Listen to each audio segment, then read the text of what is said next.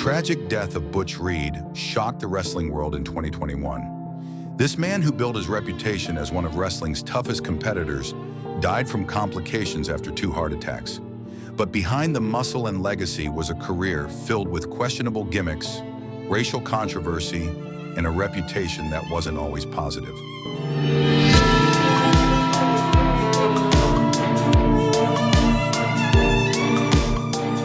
February 5, 2021 marked the end of Bruce Franklin Reed's complicated journey through professional wrestling. The man known as Butch Reed had survived decades in one of sports entertainment's most brutal eras, only to fall to heart failure at home. His death reminded fans of a wrestler whose potential was often overshadowed by poor creative decisions and personal controversies that followed him throughout his career. Reed's story began far from wrestling rings on college football fields. He was a standout player at the University of Central Missouri, earning first-team All-MIAA honors in 1974 and second-team recognition in 1975. His athletic prowess seemed destined for professional sports success. After college, he tried out for the NFL's Kansas City Chiefs, but was ultimately cut from the roster. This rejection forced Reed to find a new path, leading him to professional wrestling in 1978 under trainer Ronnie Etchison. His early wrestling career showed immediate promise when he faced Ric Flair in 1982 for the NWA title. That match became wrestling history as the first ever 5-star rated bout, according to journalist Dave Meltzer. This early recognition suggested Reed possessed rare talent that could elevate him to main event status. Reed's real breakthrough came in Mid-South Wrestling under controversial promoter Bill Watts in 1983. Initially partnered with the beloved Junkyard Dog, Reed adopted the Hacksaw nickname that would define his early career.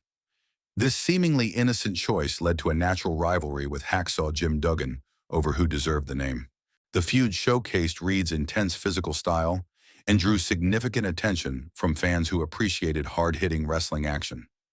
The defining moment of Reed's Mid-South career was his shocking betrayal of the Junkyard Dog that would forever change his trajectory. When JYD chose Duggan as his permanent tag partner instead of Reed, the hurt wrestler felt deeply betrayed by his friend's decision.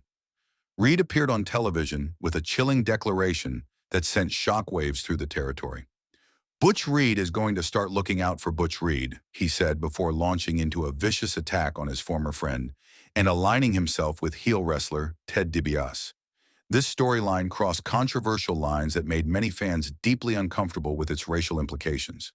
In one notorious promo that still generates discussion today, Reed called the Junkyard Dog a sellout and invoked the painful historical term house slave. The creative team knew this inflammatory language would generate massive heat from audiences, but it also revealed wrestling's troubling willingness to exploit racial tensions for pure entertainment value. The storyline used real-world pain to create artificial drama. Bill Watts himself was a contradictory figure whose complex legacy complicates Reed's story. Watts was known for pushing black talent as main event stars, which was revolutionary for wrestling in the 1980s. However, he also made racist comments in real life that eventually got him fired from WCW years later. This paradox defined much of Reed's experience working under Watts' creative direction. Reed's heel turn led to significant championship success throughout Mid-South Wrestling. He captured the prestigious North American Heavyweight Championship 3 separate times during his run. He also held the Television Championship once and Tag Team Gold with Jim Neidhart. The Wrestling Observer newsletter recognized his physical dominance by naming him Strongest Wrestler in 1984, acknowledging his impressive power and conditioning. However, Reed's move to the WWF in 1986 brought creative decisions that would permanently damage his legacy and frustrate fans. Managed by the colorful Slick, Reed underwent a dramatic transformation that few people understood or appreciated. He bleached his naturally dark hair blonde and became the natural Butch Reed in one of wrestling's more questionable character changes. The gimmick was supposedly a modern update of Sweet Daddy Sicky's persona, with the name being a wink and nod to his not-so-natural blonde hair. However, Reed's move to the WWF in 1986 brought creative decisions that would haunt his legacy. Managed by Slick, Reed underwent a dramatic transformation that few fans understood or appreciated. He bleached his hair blonde and became the natural Butch Reed. The gimmick was supposedly a modern update of Sweet Daddy Sicky's persona, with the name being a wink and nod to his not-so-natural blonde hair. The racial subtext of a muscular black wrestler bleaching his hair blonde and adopting a name that seemed to associate his natural state with whiteness was deeply problematic and offensive to many observers. Reed himself appeared aware of the contradiction in recorded interviews years later. He questioned what was truly natural about his persona, noting he was a natural black man with natural blonde hair, while also hinting at performance-enhancing drug use by referencing hitting the gas. His self-awareness made the gimmick even more uncomfortable. Despite an initial push that included notable victories over Coco Beware at WrestleMania 3 and extended feuds with popular babyface Tito Santana, the natural gimmick completely failed to connect with WWF audiences. Reed's new character felt artificial and contrived compared to his authentic, gritty Mid-South work that had made him a star. Fan reactions were consistently lukewarm, with many wrestling observers noting the character was not the right gimmick for someone of Reed's talents and background. The Wrestling Observer newsletter delivered a particularly harsh judgment in 1987 when they named Reed Most Unimproved, a clear sign that his national expansion had completely backfired. This award was especially damaging given Reed's previous recognition as strongest wrestler just 3 years earlier. The dramatic fall from grace highlighted how poorly the WWF understood Reed's appeal. Reed's WWF tenure ended disappointingly and abruptly in 1988. He suffered the embarrassment of being the first person eliminated from the inaugural Royal Rumble match, setting a dubious record. He also lost in the first round of the WrestleMania 4 Championship tournament, further cementing his status as an underachiever in the promotion. His entire run felt quite short to fans who remembered his territorial dominance and expected much more from his national debut. Returning to the NWA landscape in 1988, Reed initially reverted to his familiar hacksaw persona for a brief and unremarkable feud with his old rival, the Junkyard Dog. But his career renaissance and greatest success came in 1989, when he formed the mysterious tag team Doom with the powerful Ron Simmons. Initially masked and managed by the enigmatic Woman, the team members were known only as the ominous Doom Number 1 and Doom Number 2, creating intrigue about their true identities.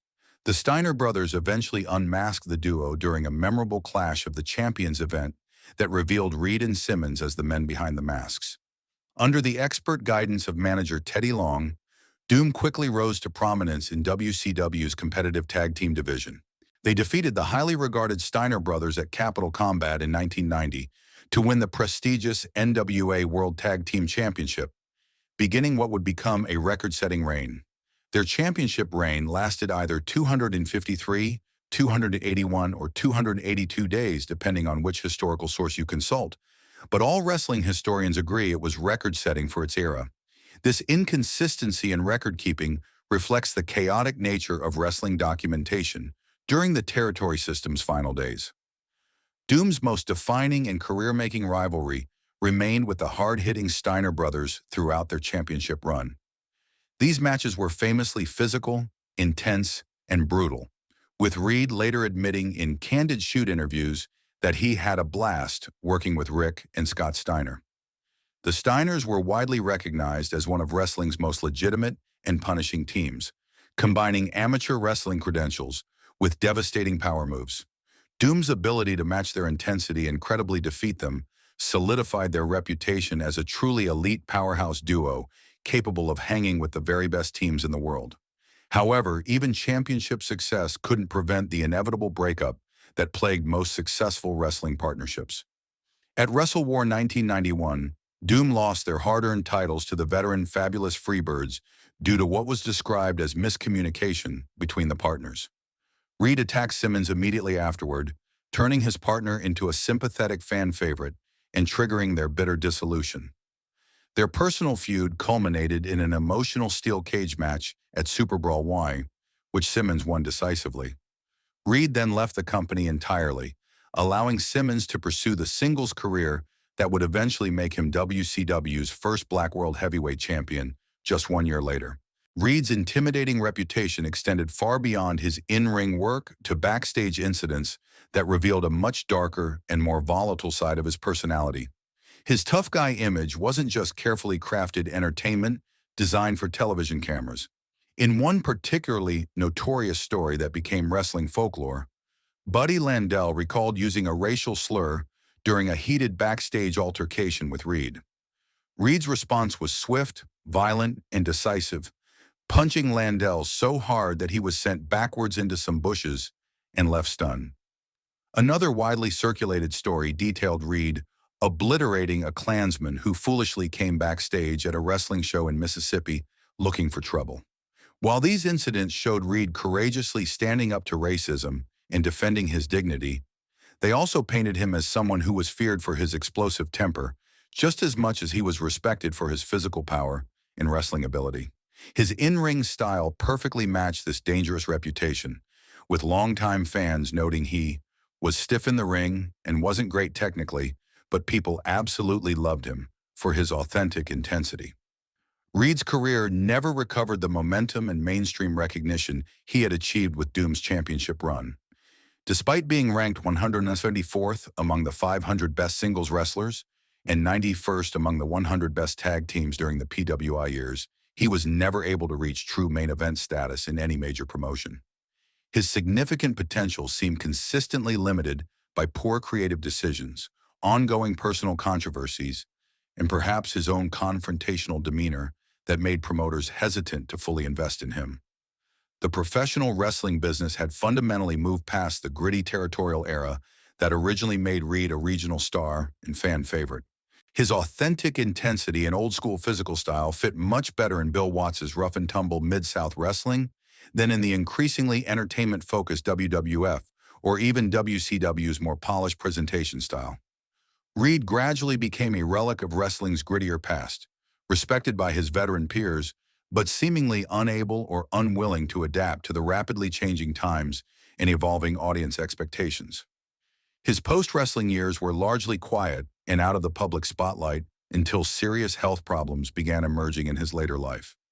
In July 2016, Reed suffered his first major heart attack, a frightening wake-up call that should have been a warning sign.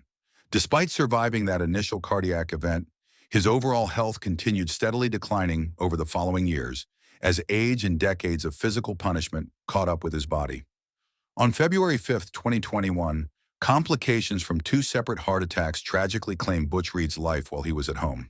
His unexpected death marked the definitive end of a complicated and often frustrating legacy in professional wrestling that had promised so much more than it ultimately delivered. Reed's overall impact on the wrestling industry remains genuinely difficult to assess fairly and objectively. He was undoubtedly a pioneering figure who helped elevate black talent during wrestling's territorial era when such opportunities were extremely limited. His intense work in Mid-South wrestling showed authentic passion and intensity that truly connected with audiences who appreciated his no-nonsense approach. The record-setting Doom Tag Team Championship run proved conclusively that he could succeed and draw money at the highest level of competition. However, Reed's career was also consistently marked by questionable creative choices, racially controversial storylines, and backstage incidents that frequently overshadowed his legitimate in-ring achievements. His WWF run as The Natural remains a prime example of how racial insensitivity and poor character development could completely derail even the most promising pushes from major promotions. His well-documented reputation for stiffness and physical confrontation, while sometimes completely justified given the racism he faced, may have ultimately limited his opportunities for advancement in main event status. Butch Reed died as the wrestling industry continued grappling with its complicated racial history and legacy of exploitation. His personal story serves as both genuine inspiration and cautionary tale about raw talent, unnecessary controversy, and the paths not taken in sports entertainment. While he may not be widely remembered today as a true top-tier star, his important role in wrestling's evolution and his contributions to elevating black performers deserve recognition alongside the controversies and disappointments that ultimately defined his career.